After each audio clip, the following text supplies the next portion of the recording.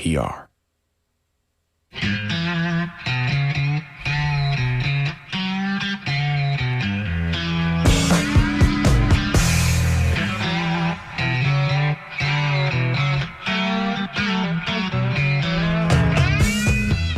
Good morning, good morning, good morning. Welcome to the Down and Dirty Show.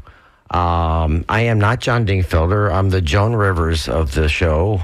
You got to be really old. You can Google that. For those you don't know who Joan Rivers is, she was the constant substitute of the old Johnny Carson show back in the day when Johnny went on his summer vacations, kind of like what Jimmy Kimmel does now in the summers. And my name is Victor DeMaio, and I've been here for John and his lovely wife, Lynn, wishing them all, and everybody out there listening, want to wish everyone a very, very happy 4th of July weekend coming up. This is Friday. We're going to have open mic Friday today. So we got a whole bunch of stuff on the panel, on deck, I guess, to talk about. I want to start off by, again, thanking John Dingfelder and Lynn, his lovely wife, for giving me the chance of filling in this special holiday weekend, 4th of July, our 250th anniversary, excuse me. I want to thank Joe's going to be screening calls for us today, and Skip. We cannot do the show without Skip because he runs the board. I especially also want to thank Luis Salazar, my video man, across the table here. We're streaming the show live on my Facebook page, which is Victor DeMaio on Facebook, VictorDimaio.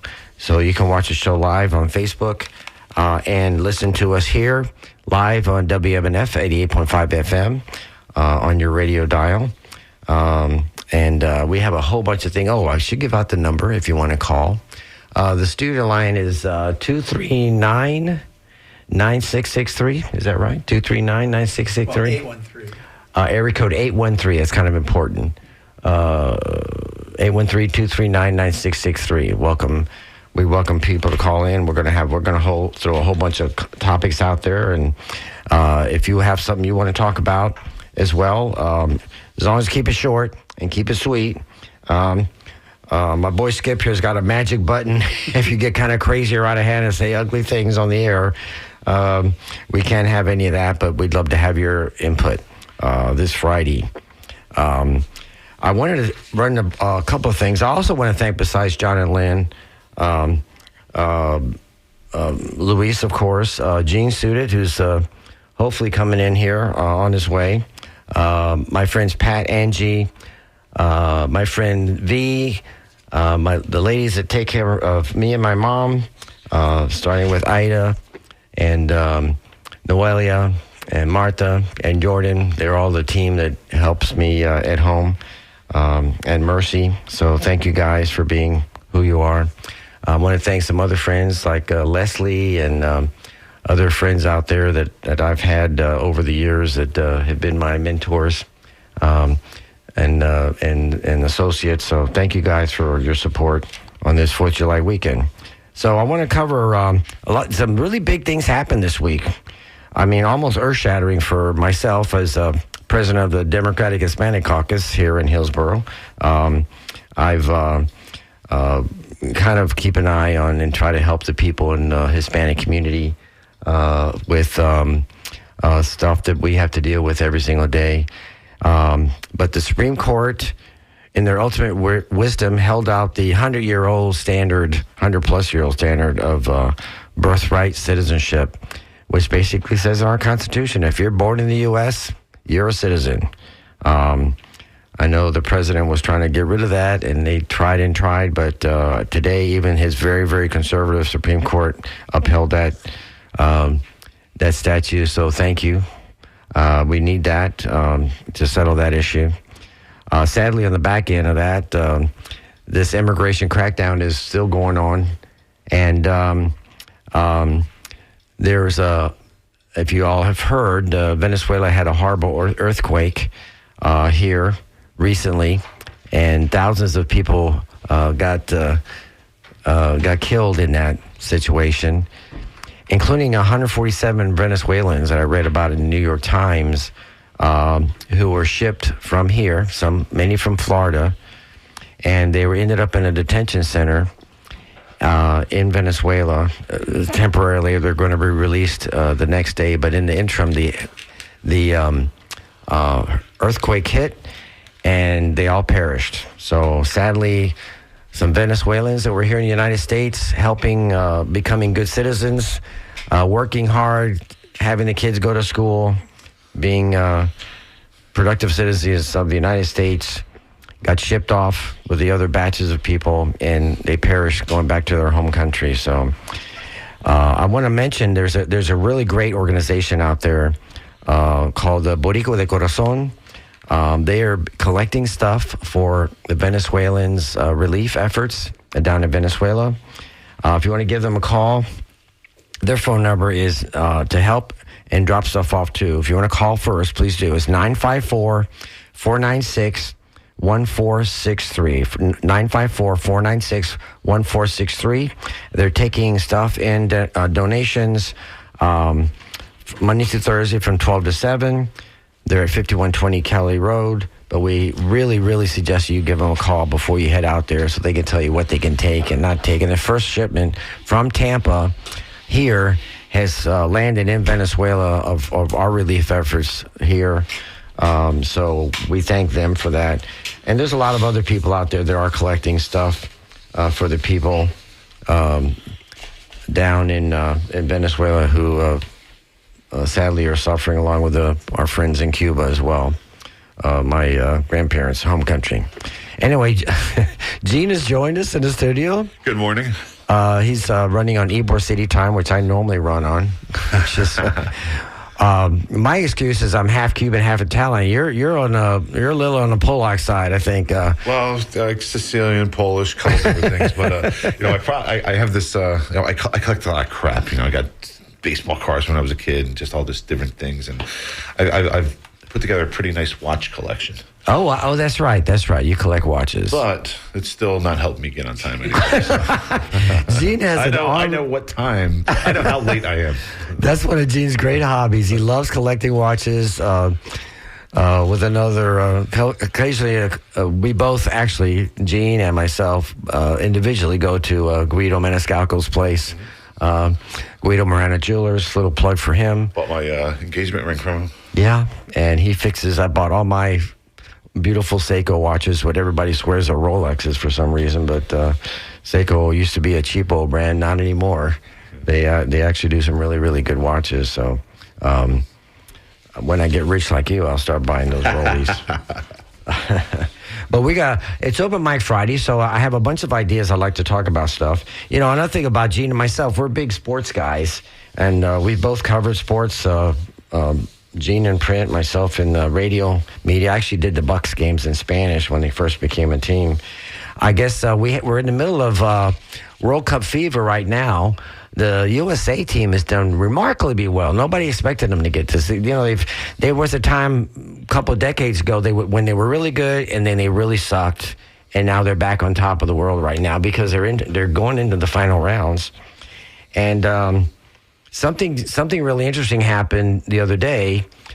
Because when, guys trip and fall and run into each other and fall on the field, and 99% of the time they get a yellow card. You see the guy, ref, he'll throw that little yellow card, say, you did bad, blah, blah, blah. But our number one star player had a collision that caused him to get a red card. Yeah. And for those of you who don't know, when you get a red card, you're out of the game. I mean, it's not, That's out of the game. He's out of the next game. Yeah, he's out of the next game, yes. And, that's the rules. You're out for one game, and there's nothing, I was reading through it today, you can't appeal it. There's no court of law that you can go to. And, it's a little controversial because it wasn't called on the field when it happened. It was called. I went back to a replay, and generally when you look at these replays, they're not slowing it down to see exactly these steps because it's a bang-bang thing that happened. Yes. Really nothing was affected by it. Yeah, the guy could have... Right. Something happened, but that's at any time something could have happened, but there's no intent. Right. Completely accidental. So there's a little bit of outrage on that. Right. Fair. But the not being able to appeal is just ridiculous. I understand that there's purists in different sports. There's people who didn't want the mound lowered in baseball. People who they don't like the kickoff rule now. In football. Correct. Correct. And there's things that they have changed a little bit in soccer. Right. But they just haven't really, they're going to stay archaic, and Right. we don't know how much extra time's left, and there's no running clock. So it's just, it's like the old George Carlin bit when he's talking about baseball versus football, and he's like, with baseball, he's like, we don't know when it's going to end. We might have extra innings. That's really funny. It's funny because, growing up in Florida or Tampa, whatever, football's always been king here, and historically, really, baseball has been the longest running team sport here, I guess, in Tampa. From back in the day when I was growing up, my dad took me to the old Al Lopez field, and we saw Al Lopez. We actually, he died recently, but he was our Tampa's first Hall of Fame baseball player. And I remember growing up watching the Cincinnati Reds. Big Red Machine was our home field. Now it's the Yankees. Yankees are here now. So I remember the Reds and Johnny Bench and all those guys. Joe Morgan, guys that were real great baseball players. Had a lot of Tampa connections back in the day. Yeah.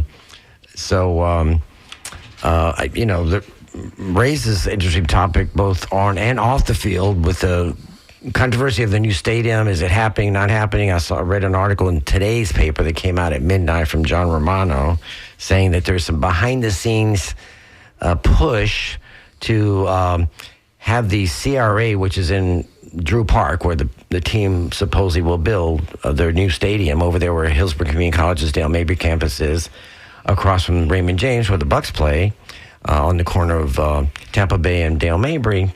And somehow, to sweeten the pot for the city, instead of paying $100 million, they'll only pay $80 because they're turning the whole CRA of Drew Park over to the county. And it's going to be the county's responsibility. And so in that same article, it also said, well, the TPD won't be able to, since the county's running it, the sheriff will get all the part-time shots. So there's a lot of goofiness in that article that I read. You said the right thing, and it's behind the scenes. Right. I don't know that that's a CRA stated goal. I mean, I remember when there was CRA down in Miami, they wanted to just get rid of because there was some kind of affair that they held off because they're not sticking to the letter of the law what these things are supposed to be. Right. And they're intended to improve blighted areas. I was a member of the YCDC for 2 different times, full terms for each one, so I think a total of 8 years.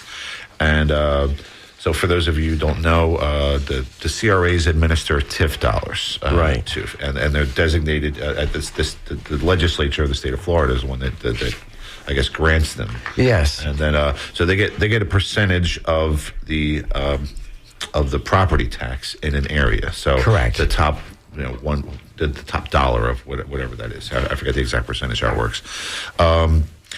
So in Ybor, that might mean something like we're going to assist in paying for hookups. If you're and you try to find businesses that are needed in an area. So if there's no dry cleaner, say, well, let's see if we can get a dry cleaner. You try to build the community that works, and there's a lot of assistance in that. So you do it where you can. And that's what that money's there for. And sometimes it's street improvements. Right. I don't know about any of it is let's hand it to a private business for profit that's going to take it to pay for whatever it is they're going to pay for. Right. And no one else gets anything. That's just not the purpose of it. So, correct. But if that's what they do, that's what they do. I'm sure that someone will fight it if they're not allowed to.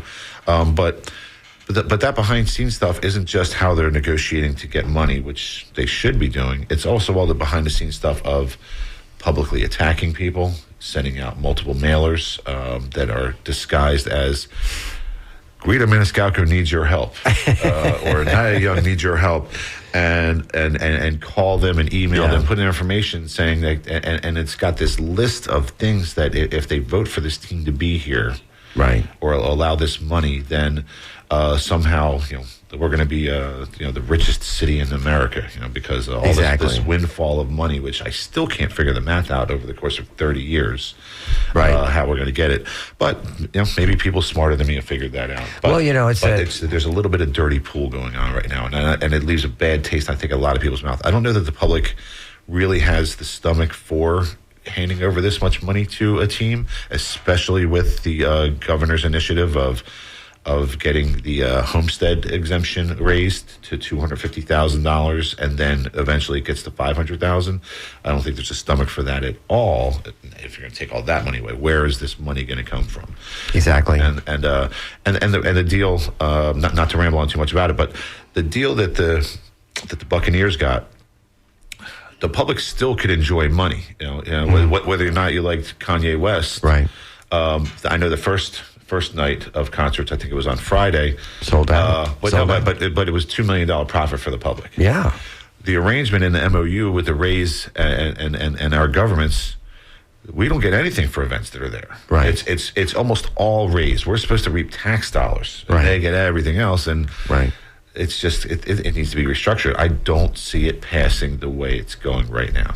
Well, it's because the Buccaneer partnership of the last 30 years has been a partnership where it's true. The Bucks get the vast majority of the money. And it wasn't a great deal, but it's the deal. It's the deal, and the monies that come in, the cream off the top for concerts and other stuff, other than Bucks.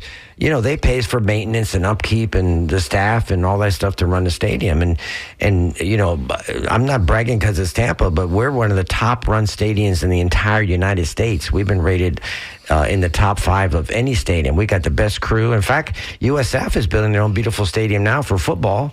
And lo and behold, even though they've got some great people on their staff, they say, hey, TSA, Tampa Sports Authority, you guys are really good at running stadiums. We want you to help us here. So, ironically, the Tampa Sports Authority that runs Raymond James is also going to help run the USF Stadium because they're so good at it. Well, the Tampa Sports Authority is oddly at the center of this right now. So, the Tampa Sports Authority was created for bonding, really. Right. If you've seen in the news with Commissioner Christine Miller questioning whether or not they can remove Tampa Sports Authority board members. I know, stupid. The Tampa Sports Authority is not administering any of this money. They're going to have a say in this as far as what their role is going to be. But if you're going to anyone, it's the county commission, city council, that's where this money's coming from. I don't understand, picking at that low-hanging fruit as if somehow, that's where... That's where the focus should be. The TSA was created by the legislature. Actually, this is what it does. It's the Tampa Sports Authority is called a special act, and it's there because the city and the county have a partnership. So what they do, the actual bond that pays for the stadium and maybe this other one too. The final arbiter is the Tampa Sports Authority because what the city and the county does is they make the payments on the bond. But the guy who signs the bond, maybe our friend Patrick Bentega, who's the chair, the guy like I did when I was chair of the Industrial Development Authority, and I signed billion-dollar bonds for Tampa General and St. Joseph Hospital. That's the reason it's there because the city didn't want to be the bondholder, the county didn't want to be a bondholder, so they created this entity where they both make the payments and the bond is created. It's ironic, back 30 years ago, $250,000, $250 million built that stadium. And 30 years later, it's going to cost, $2 billion, to build or fix up or whatever they're talking about doing now. Right, so, but there's like this fantasy land idea. Like, the only person who really gets away with this is probably Trump, where, has he got an interest in it? Money gets allocated by the legislature. They say, okay, here's a fund for, here's Fund A of $500 million for widgets. Right. And then the president says, well, we're not going to cut those checks right now. We're going to hold that money. Right. It's already been allocated. Right. The TSA can't say, no, we're not spending it. Like, it's not, they're not going to get to, and they're not going to get that political in this. Right. They understand their obligations. And it's not like just a bunch of schlubs who are just happy to be on a board. They're, like I say, captives of industry, but these are fairly prominent people in the community, whether it's lawyers or newspaper publishers or engineers. There's these different people, a former county administrator. These are people who have, I believe, the public's interest at heart, and they've been doing a good job for a long time. Right, because the members on the board, some are appointed by the governor, some are appointed by the mayor. The city council chair sits on there. County commission gets, so you got a cross section. Yeah, so exactly, they have bonding authority. They can bond, they can float a bond and pay for this stuff and run it. But they're not the people who are like, they have to be given, like, they can't just go get a bond. There's something has to happen before that. Well, it's funny because the guys, I deal with the guys when I was at Industria Board, and he said, "Look, we'll get how much you need, $1 billion, $2 billion. We don't care. We can write a check like you and I write a $20 check. The only thing they care about is this." Who's going to make the Who's going to make the payments and how much every month? That's all they care about. So when you were signing these $1 billion checks, I'm assuming they had to get a second signature on there, right? No, it was really scary. I had a pile a foot thick, and I says, "Now, you sure if I sign this thing, I'm okay, right?" He said, "Yeah, it's okay. You're in the clear." So yeah, I think it's going to be. We're going to live with this for a little while here. It's a big thing. Oh, by the way, since we're sports guys, that was the off-field excitement, but we're the team itself is kicking butt. I mean, they're in the top of the division. They're doing very well. Are the Yankees in first place? Can you look that up? The Rays are still, Luis? Yeah, I mean they were. They start out like gangbusters, winning like crazy. And some of the big, even Boston fired their manager a few weeks in because they're so bad. They're the team that everybody would assume would be big in a big market or just sucking wind. That's not. And I will get into the fight on the field that suspended 2 players for 7 games each. That happened overnight. Last night, yesterday. It was the national. I think it was the Washington National. No, 3. Okay. The Rays are third. Okay. Yeah. No, they're 3 games ahead. Oh, 3 games. Yeah, we're 3 games. Okay. Yeah, we're up by 3. So. Oh. Yeah. Yeah, there's no ranking. That's. No, but that's how the playoff. If the playoffs were held today, we'd be 3 games ahead in the playoffs. Well, I'm like I said, there's. But you're not. I know you're not a. Well, I'm a long-suffering Mets fan. Yeah. And it's just it's. I don't know why my Lord has forsaken me. I grew up in New Jersey, so I root for the New Jersey Devils and the New Jersey Nets and the New York Mets. But I never. Those are your homies.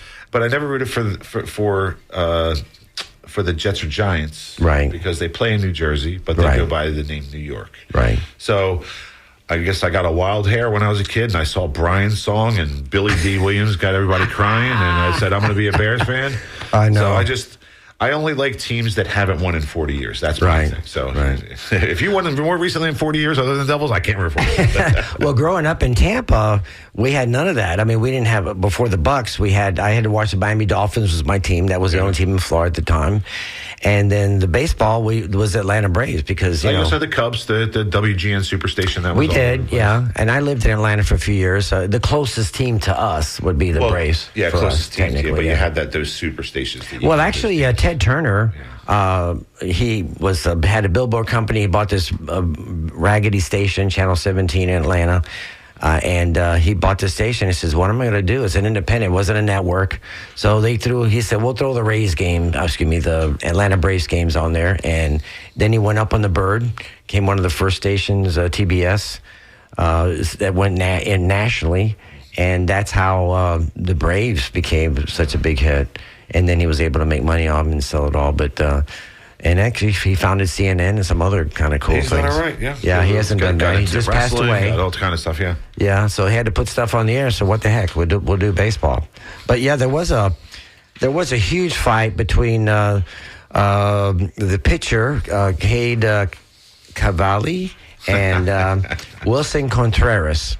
They were. Contreras was pitching rather well. The Nationals beat the tar out of the Rays. I think it was 8 something to 1 or something. But in the middle of the game, this is riveting sports conversation right now. in the middle of the game, the guys that struck out Contreras, he told them that he said, "Go sit down, boy."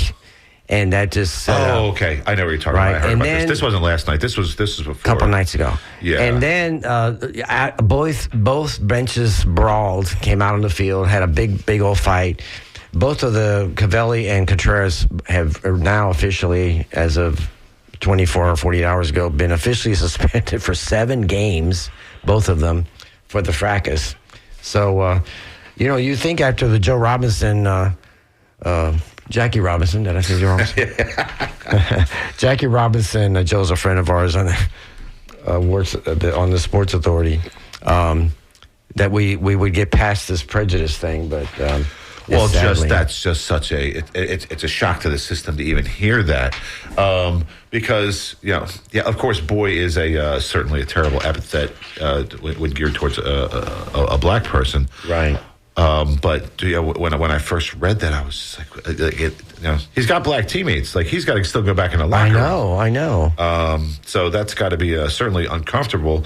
But listen, if you're going to be a racist, while I don't have a whole lot of respect for you, at least I respect that you said it out loud. He's not saying he didn't say it in private. Well, he did apologize. I'm not. He did apologize profusely afterwards because it's something you say. But it's there. It's on the tip of your tongue. Yeah. It's in your brain. So God knows what he's saying somewhere else, and you can't convict somebody on their thoughts. Yeah. Can't convict them on their words.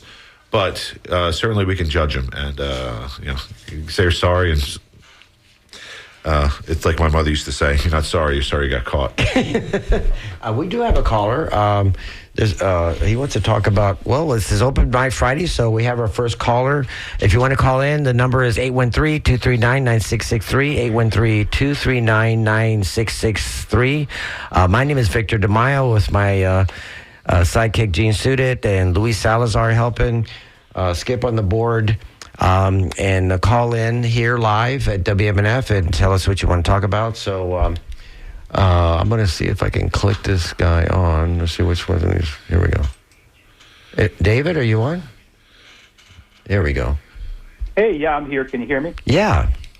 Okay, cool. Yeah, great show today, and you're doing a great job filling in for John. But Thanks. One thing that bugs me about DeSantis, is that some of his recent vetoes, two of which irritate me the most, probably is the one where he vetoed the increased salary for the corrections officers, who already don't make a lot of money, and they're leaving left and right. Right. But also, tied with that was capital improvements for the prisons, which are really overdue, and I think he's vetoed that before, and which is kind of ironic when you consider he spent $1 billion on a boondoggle in a cruel place like Alligator Alcatraz for his future political campaigns or whatever. So Yes.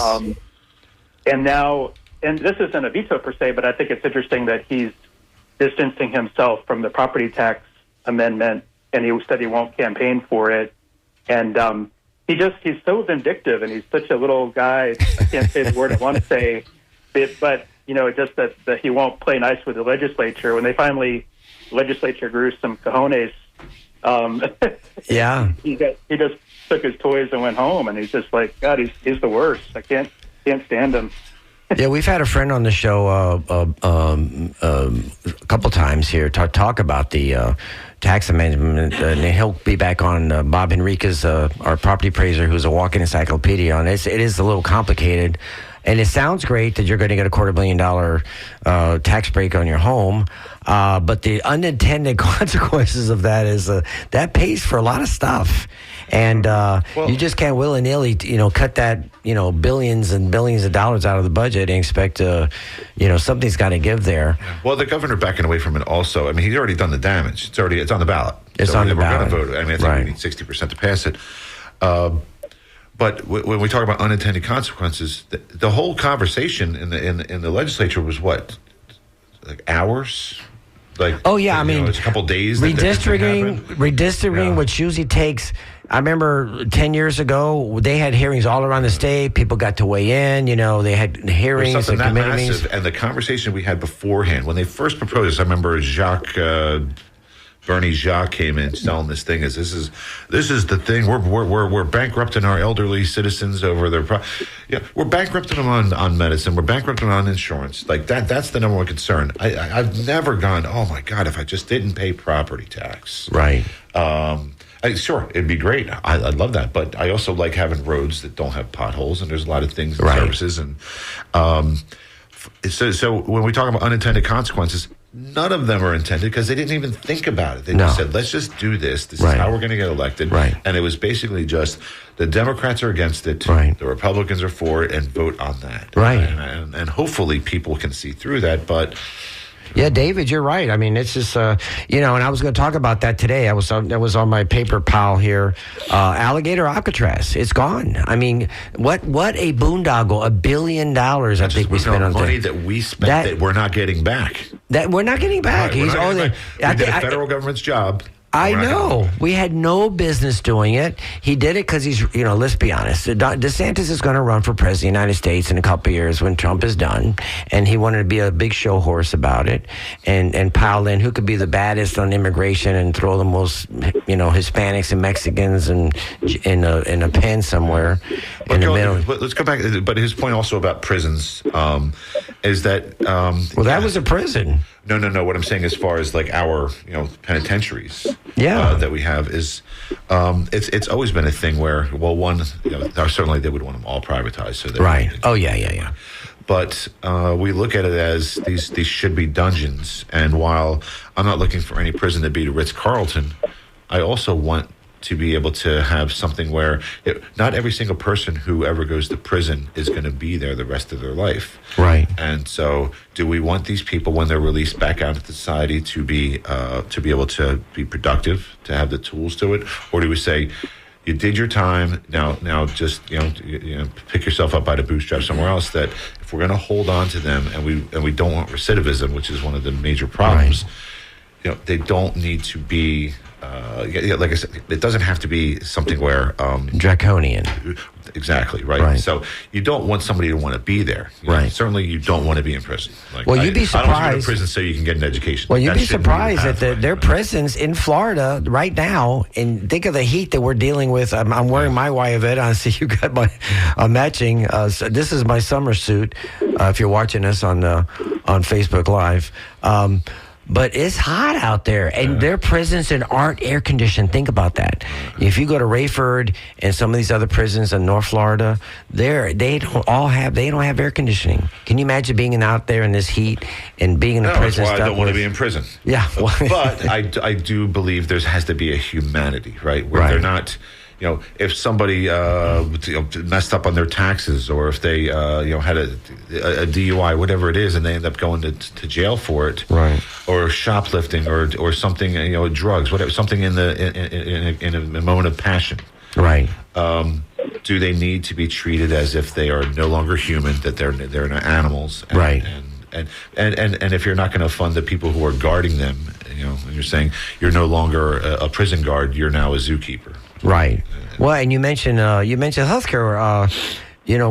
Article came out yesterday about the Medicaid in the state of Florida is cutting what their Medicaid, by the way, for those of you who don't know, is to pay health care for the poorest of the poor of all of our citizens. And the Republicans, in their ultimate wisdom, decided in the big, beautiful bill, to cut $1 trillion out of Medicaid and Medicare to save money. So I guess the guy that owns Tesla can make me the first trillionaire, I guess, or something like that. But anyway, they're cutting back, and one group who does 15% may stop treating. They serve about 300,000 of the poorest children in our state of Florida alone. And it's going to have devastating consequences, according to this quote by Pediatric Associates, because of the state of Florida cutting their Medicare reimbursement to treat kids. I mean, that's just pathetic. And here we are celebrating the 4th of July, the freedom of our country, the United States of America, our 250th anniversary, and we're treating the poorest of the poor, of the kids out there who don't have lobbyists. They don't have the money. They don't have lobbyists to troll around Tallahassee and beg. So that's why they get cut, because who's going to speak out for these poor kids? Right, and then of course you get the worst kind of people when they go against it. There's kids who get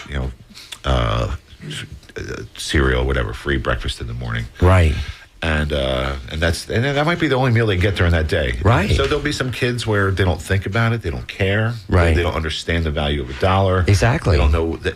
It's like when I was a kid, my parents had money. I was broke. So whatever they had didn't trickle to me. Yeah, mommy and daddy took care of you. So, but I hear you'll hear teachers, somebody saying, "Why they don't even care about it. They just throw that food in the trash. We're just spending it." Yeah. the percentage of that is such a small thing. So we're going to punish everyone because there's some wasteful people. Right. I mean, there's waste everywhere. Right. And so but let's go after the kids. Let's go after these poor kids who, like, could you imagine, your youth, imagine not knowing when your next meal is going to come? I know. Or looking forward to go to school to eat school cereal. I know. Probably powdered milk, just. Join us here, Down and Dirty, live on WMNF. The call line is 813-239-9663. 813-239-9663. We'd love to hear your calls. It's Open Mic Friday. We're celebrating 4th of July weekend coming up. This is the 3rd. I think CNN's doing a special tonight on the. I've never heard of 4th of July Eve having a party, but I guess you can have that sort of thing. Well, I think the day they, I was that's true. earlier, the day that they voted was the 2nd. Oh, okay. And I don't know if it was Adams and Jefferson both died on the 4th of July, right? So one of them, I know, refused to take part of any celebration that was ever on the 4th because he looked at it as the 2nd. Right. But he ended up dying on the 4th of July anyway. Oh, jeez. It's not too soon, right? We can laugh about that. Oh, that's too funny. So on the lighter side, the rumor is that our star player and the star singer are getting married this weekend, supposedly at Madison Square Gardens at MSG. That's supposed to be big news of the week on the lighter side. And if you have any special recipes you want to share, call us up. We're all over the place. What are you guys doing? Are you doing ribs or chicken or hot dog? You going to Pat's? I'm gonna go to the boss's house and there's a little cooking out there. Then I have an event I have to work on Saturday night, and then Sunday will be recovery of eating leftovers from wherever they can come. Oh, that's right. What's going on? The Cuba Club? Is something going on?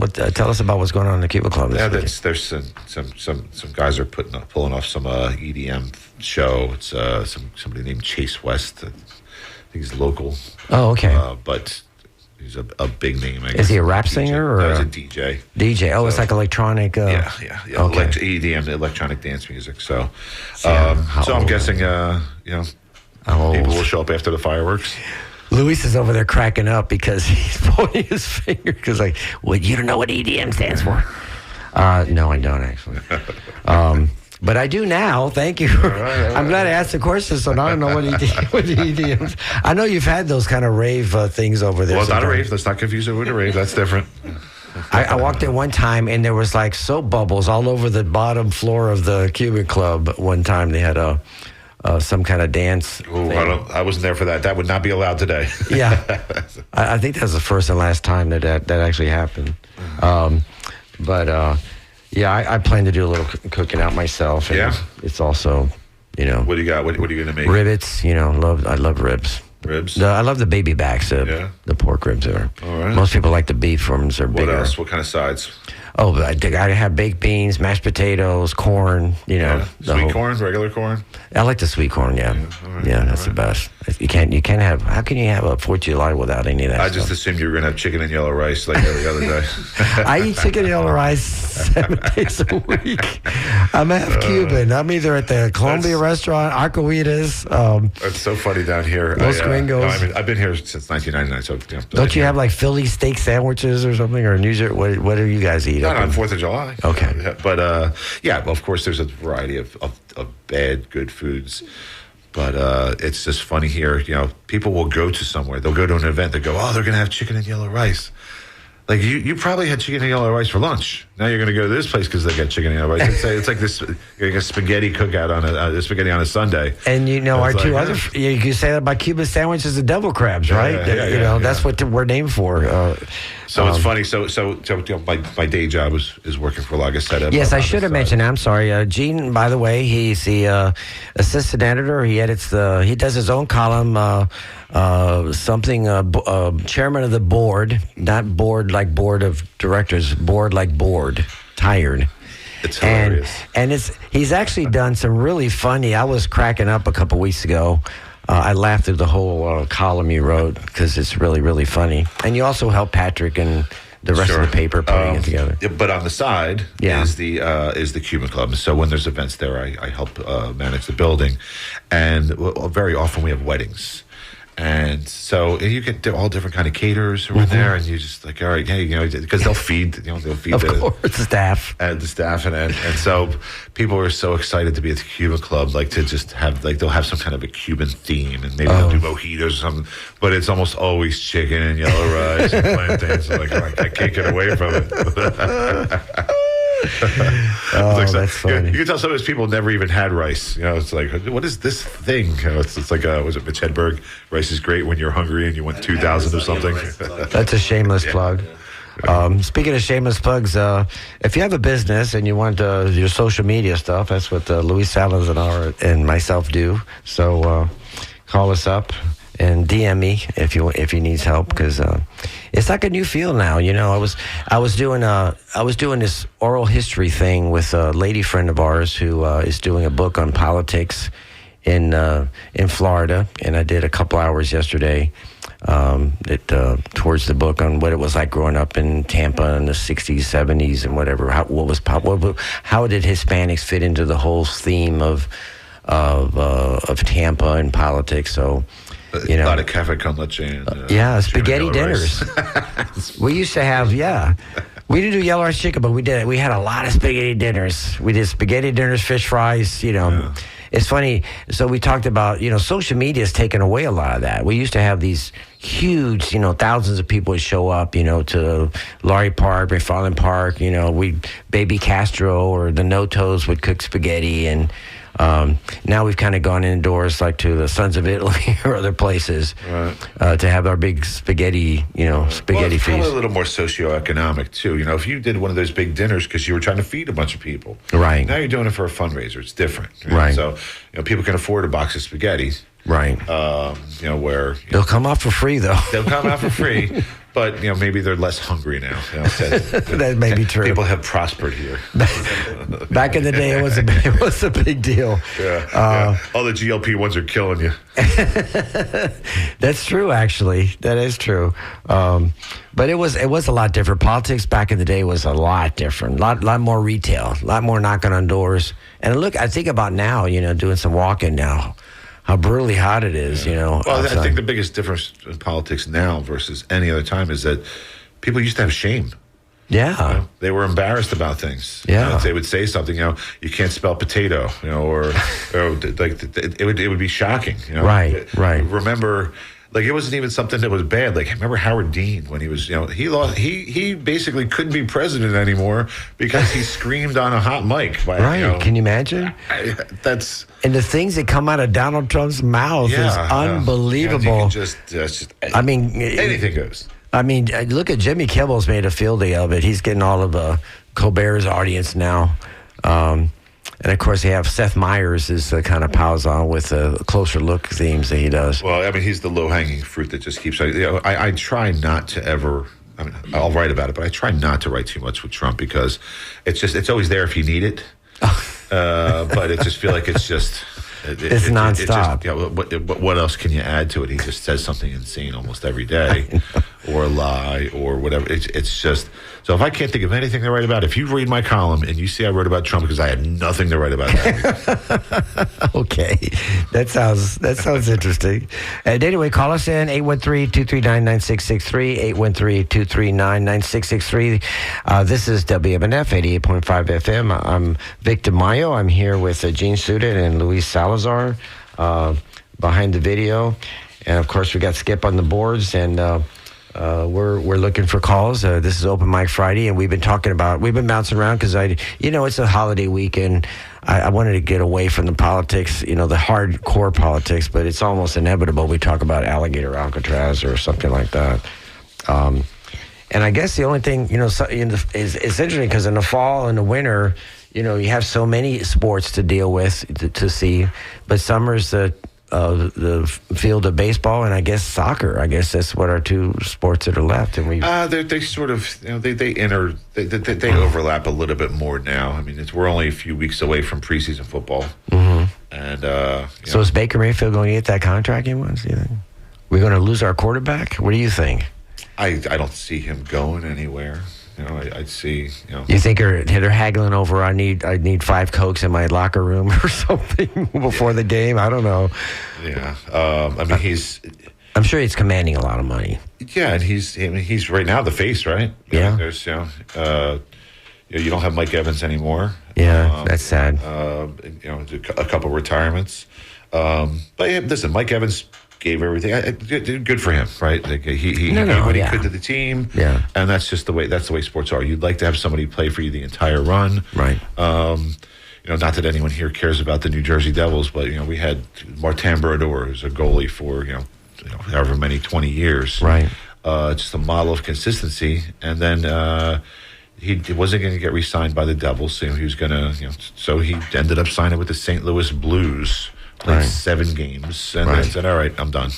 Right. So Martin Brodeur, he's not synonymous with the St. Louis Blues. You think, like, how could this happen? Exactly. But that's just the world of sports. Yeah, and look at Martin St. Louis. He was one of our key guys, and there was a little dispute on his contract, and it was weird watching the Stanley Cup Finals and looking across, and he's like the manager coach, I guess, of the opposing team. I mean, he spent so much time here, as a Tampa Bay Lightning, which is actually a great franchise. I hope these new owners, this Blue Owl company, even today in the Wall Street Journal, they're like the worst of the private credit companies out there. So, Simon in Lakeland. We're going to put you on. Let me see here. Boom. Hey, how you guys doing this morning? Hi, Good morning, Simon. Welcome to Down and Dirty. It's like a smorgasbord of topics. I'll just throw out a couple words. I wonder how many bunk beds are being sold nowadays to kids and families. The old photojournalist Kevin Carter, I don't think, would be taking a photograph of any kids in Hillsborough with blown-out bellies. As far as 4th of July, I'd like to see what the sales of tofu are going for when you think of national health care. You didn't touch on Caitlin Clark and the WNBA. You didn't touch on that kind of racism. As far as the 4th of July, we're going to play our usually Tchaikovsky on the 4th of July and celebrate Russians' victory over France. So, You're so funny. A lot of these things are going on that are... we could talk about the Democratic Socialists being anti-capitalist, but I guess we need to relax and have a cocktail libation and not get too serious nowadays. But, that's too disturbing. So those are some of the things I went through when I was thinking about what you were saying. But it's funny you said one of my topics today was going to be on the WNBA. There was an article I read on the way here about how the women are really getting into these nasty scuffles on the court. Well, they always have. People are watching now. Nobody watched the women's NBA. Right. For the first 20, 30 years. Right. It's been around. And they're getting nasty. I don't want to give too much away, but we are going to go over Victor's 3 favorite hubcaps of cars that he's had. Oh, really? Was that on the topic? I didn't see that anywhere on there. He touched on a couple things, certainly that I think are worth talking about. One is there was the Democratic Socialist DSA, who won. Was it New York? Yeah, it was a couple incumbents that got beat by some DSA guys. And I've said this before, and I've written it. Whatever your theory is, the problem that Democrats have, that we have a Democrat, the problem that we have, one of the big problems, is we're just terrible at branding. Yes, horrible. We're trying to educate everyone. So let's say, what are we? We're Democratic Social. We're this. Half our programs are socialist anyway. Social Security, your insurance. Do you have to call it that? Do we have to say that? Just call it something else. Call it Democratic handholders, whatever you want to do. Does it have to be Democratic Socialist? You're saying, hey, I got a great idea, but please don't vote for me because I'm calling myself something stupid. So I don't understand that. Well, you're from Jersey, so I mean, I try to explain to people, look, it's New York. It's New York is not Florida. If you get a Democratic Socialist in the city of New York, it's a pretty progressive place. I mean, you can't. Yeah, I mean, it depends. I mean, there's like New Jersey is pretty much a Democrat stronghold. But and New you guys Jersey, go back and forth between Republican, Democrat, well, Republican, Democrat. I mean, often go back and forth. What the heck? But they're a little more centrist than you think. In New Jersey, yeah, right. And they're taxed out of the wazoo. So yeah, I have a cousin who lives lives anger in the pretty South New Jersey part. He lives. But as far as the women's NBA, and I've seen this a lot when talking about as far as racism towards Caitlin Clark, I don't know necessarily that it's absolute racism. I think that there's an issue where it's somebody who's the new darling and people don't like it. Right. But there's plenty of white girls who play in there, and I saw the last one where the girl, I guess, had her hand into her throat, and it was awful. I'm not hearing from her saying anything as far as like it's racially motivated. There's certainly plenty of white players and black players who don't get along. There's right. white girls who don't like white girls and black girls who don't like black girls. It feels that way because we've made like these two people in the women's NBA sort of like there's the Caitlin Clark and the girl with I know the you're talking about. Thank you. It's black and white with that. So I don't know that it could be, but I don't know that that's the root. Thank you, Simon, for calling. We got 2 more calls. We got 5 minutes left, so let's see if we can get through these. I got Patricia in Seminole. Patricia, you're on the air. Hey, good morning. Good afternoon, almost. Good morning. Good morning. Good morning. Yeah, I wanted to comment on DeSantis crediting himself for reducing the Florida budget. And I think all of us need to be cognizant that a lot of the money that came from the American Rescue Plan under Biden for projects and salaries and a bunch of stuff here, that money was spent, and it had to be spent by the end of 2024, I think it was. And so for DeSantis to act as though he's removing things from the budget that were actually monies from Biden is pretty rich as far as I'm concerned. I agree. You're absolutely right. Thanks for calling, Patricia. I'm going to thanks for your call. I'm going to go to Christina in St. Pete. Christina, you're on the air. Can you hear me? Hello. Good morning, gentlemen. I'm going to talk fast because I know you're wrapping up. I just want to circle back to when you mentioned the DSA, Democratic Socialists of America. Yes, ma'am. I've had the benefit of living both for a long time in New York City as well as a long time in downtown St. Pete. Yes, ma'am. And so I've seen the difference in both. And all I can say is, even before Mamdani came along, and I love him, but even before he came along, New York is a well-oiled, finely run economic machine. And even people that are struggling are thriving because of the rent-stabilized apartments. Mm-hmm. Maybe they do need to change the name, but I think people also need to be educated on the difference between socialism and communism, because I think particularly in the Miami area, there's this illusion that they feel that if we have a Democratic governor in the state, we're going to become socialist, because they're thinking in those past Cuban days, those Fidel Castro days. Christina, you're so right, because give me a sec. I want to jump in here because really, as a Hispanic caucus president, I deal with this horrible word play that goes on, because in Spanish, when you talk about socialistas, that turns into comunistas, and we're communists. So you go from progressives. You start out as progressives, then you go to socialists, then you go to communists. So it's a horrible. Were you the one that said that we're horrible about branding ourselves? Yeah. You're Well, right. that's the point. Is that we worry so much about, as Democrats, about educating people, right? Like, we want to make sure people understand the issue. Well, Republicans, they just want to win the race. So we're the smart ones in the parking lot complaining that we lost. Why do we need to keep doing that? How about let's just brand differently? We don't have to call ourselves socialists. Yeah, no, it's true. Yeah, Chris, you're right. Thank you for the call. We appreciate it. We got a couple minutes left here. So before we, I want to thank everybody here. Skip on the board, Luis Salazar on the video here, especially my friend Gene Suited for coming in and making it more interesting. I was kind of panicking doing this by myself. But and of course, we all want to wish everybody a very, very happy 4th of July. Whatever your libation is over the weekend, since Saturday, sadly, it comes. The 4th comes on a Saturday. A lot of people are taking today off to enjoy a little half it. day maybe. A little half day. I heard you kind of pitching. Can we? I'm trying. I'm working on it. I heard you pitching. Can we take off half a day?